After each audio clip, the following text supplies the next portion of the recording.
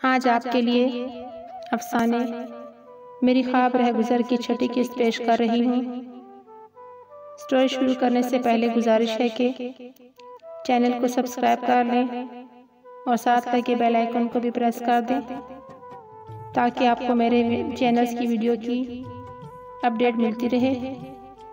आपको मेरा अफसाना कैसा लगा, इसका फीडबैक भी इस वीडियो के एंड में कमेंट के ज़रिए ज़रूर दीजिएगा ताकि आपकी कीमती राय की रोशनी में मज़ीद इसको बेहतर बनाया जा सके।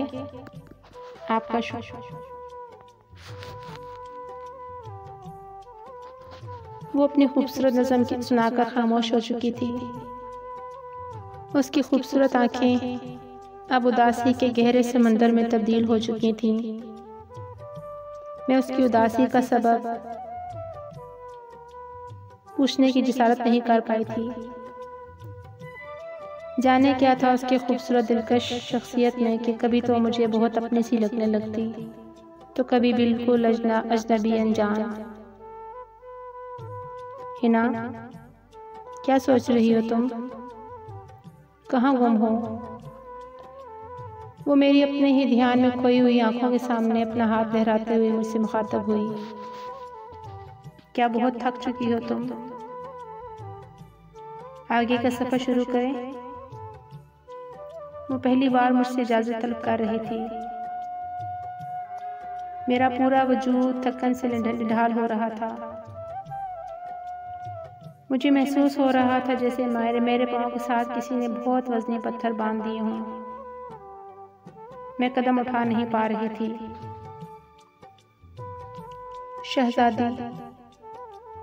शहज़ादी, मैं बहुत थक चुकी हूँ, मैंने बेबसी से जवाब दिया। उसने हाथ बढ़ाकर मेरा हाथ थाम लिया। उसके हाथ में मेरा हाथ जाते ही जैसे मैं तरोताज़ा सी हो गई, बिल्कुल हल्की, हशाश पशाश। मेरे अंदर जिंदगी की नई लहर दौड़ने लगी। मेरे बेजान वजूद में जिंदगी सांस लेने लगी। चलो गुल, चलो भाई, अभी बहुत काम बाकी है। हम अगर यूं ही ठहरते रहे तो बहुत देर हो जाएगी। वो मेरा हाथ अपने हाथों में थामे कुछ कदम आगे बढ़ी और फिर उसने मेरी कैफियत को भांपते हुए मुझे अपने बाजुओं के हिसार में लेकर अपने सहारे से चलाना शुरू कर दिया। मुझे सर्द तरीन रात में खुली फिजाओं में उसका यूं मुझे सहारा देना बहुत अच्छा लगा। मैं पुरसुकून होकर चलने लगी। मुझे खबर नहीं थी वो मुझे किन रास्तों से कब, कहाँ और कैसे एक आलीशान घर के गेट तक ले आई थी। खूबसूरत वसी और इस बंगला अपने जदीद डिज़ाइन की बदौलत इस बात का पता दे रहा था कि इसको बनवाने वाला कोई अमीर तरीन शख्स है। ये गेट भी हमारे इस्तकबाल के लिए हमें खुला हुआ मिला। मैं इस घर के रोब और दबदबे में गिरफ्तार हो चुकी थी और अंदर जाते हुए हिचकिचा रही थी। चलो हिना, तो मेरे साथ चलो, घबराओ नहीं। वो मुझे तकरीबन खींचते हुए गेट से अंदर ले आई थी। सामने वसी और इस्लान और उसकी खूबसूरती आंखों को खेरा कर देने के लिए काफ़ी थी। बैरूनी दीवार के साथ जदीद तराश खराश के साथ फलों के दरख्तों की लंबी कतार थी जिनके दरमियान खूबसूरत रोशनियों वाले छोटे छोटे बल्ब जल रहे थे और इनकी रोशनी के सबब माल्टे, सेब, खुबानी के फल दरख्तों के पत्तों में साफ नजर आ रहे थे। लान में सब्ज घास और उसके किनारों पर तो कहीं ऐन दरमियान में गोल दायरों में मुख्तलिफ फूलों की क्यारियां बनी हुई थीं। गुलाब के फूल सर्दी के मौसम में भी बाहर का समा बांध रहे थे। मैं जो हमेशा से ही बागबानी की दिलदादा रही थी, मैं ऐसी फितरी आदत के सबब शहजादी से हाथ छुड़ाकर लान में पौधों की खूबसूरती से लुत्फ़अंदोज़ होने के लिए पहुंच चुकी थी। मैं कभी मोतिये तो कभी गुलाब और कभी खूबसूरत फूलों से लदी बैलों को महवियत के साथ देखने में मसरूफ थी। हिना गुल, आओ भाई, देख लिए तुमने पौधे, और भी कुछ और भी तो देखना है तुम्हें, समझना है तुम्हें। वो मुझे आवाज़ें देते हुए मेरी पुश्त पर पहुंच चुकी थी। शहजादी देखो ना, किस कदर खूबसूरत ये पौधे हैं। ये कुदरत का सबसे अनमोल तोहफा है। इनको देखो, देखो इनको देखकर रूह तक सरशार होने लगती है। तुम ठीक कह रही हो है ना, वाकई ये फल फूल, ये पौधे उदास जिंदगी में खुशी के रंग भरते हैं।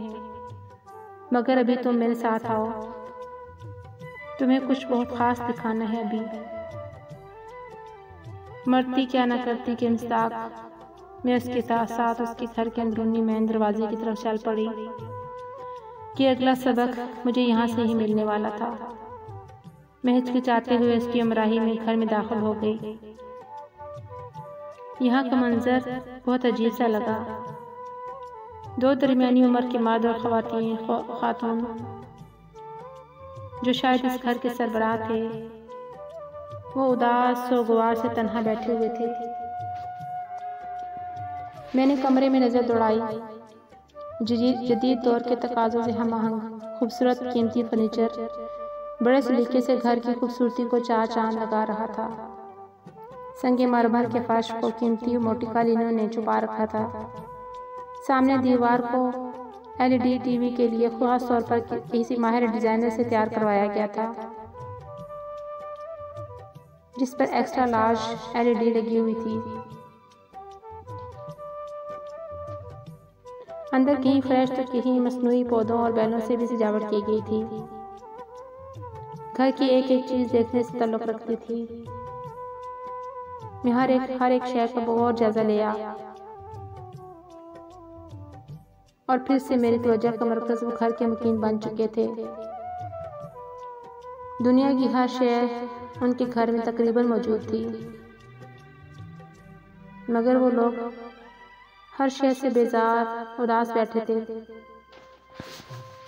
वो शहजादी मुझे घर के दूसरे कमरों की तरफ लेकर बढ़ी। मैंने देखा इनके 3 बच्चे अपने अपने अलग अलग कमरों में अपनी ज़िंदगी मसरूफ़ हैं। कोई गेम खेल रहा है तो कोई मोबाइल के साथ मसरूफ़ है। शायद उनकी ये बेटी थी जो अपनी किताबों के साथ मशगूल थी। हिना गुल, देखो इन लोगों को। ये सब एक घर में रहते हुए भी एक दूसरे से लाताल्लुक़ हैं। इनके पास अपने वालिदैन के पास बैठने का, उनसे बातचीत का वक्त नहीं। दुनिया की हर नेमत इनको दस्तयाब है, मगर ये लोग फिर भी परेशान हैं। तुम जानती हो हिना गुल ऐसा क्यों है? वो मुझसे मासूमाना लहजे में पूछ रही थी। मैं समझते हुए भी अनजान बन गई, क्योंकि मैं से ये सब जानना चाहती थी। नहीं शहजादी, मुझे नहीं मालूम। हिना, ये जो इस घर के बुजुर्ग हैं, इस घर को बनाने वाले, इन्होंने सारी जिंदगी अपने बच्चों की खातर और दुनियावी रोब दबदबे की खातर दिन रात कमाया, दौलत इकट्ठी की, दुनिया की हर सहूलत अपने बच्चों को दी। इनके बच्चों को हर एक शय की सहूलत दस्तयाब है, मगर मोहब्बत के जज्बे से नावाकिफ ये बच्चे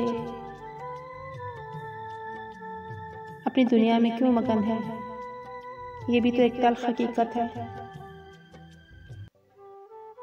इन बच्चों को वालिदैन की वो शफकत, वो मोहब्बत नहीं मिल सकी। पगली, जो बचपन में जो हर इंसान के वजूद की बुनियाद होती है। ये मालो दौलत, ये पैसा जमा करने में इनके वालिदैन का सारा वक्त निकल गया।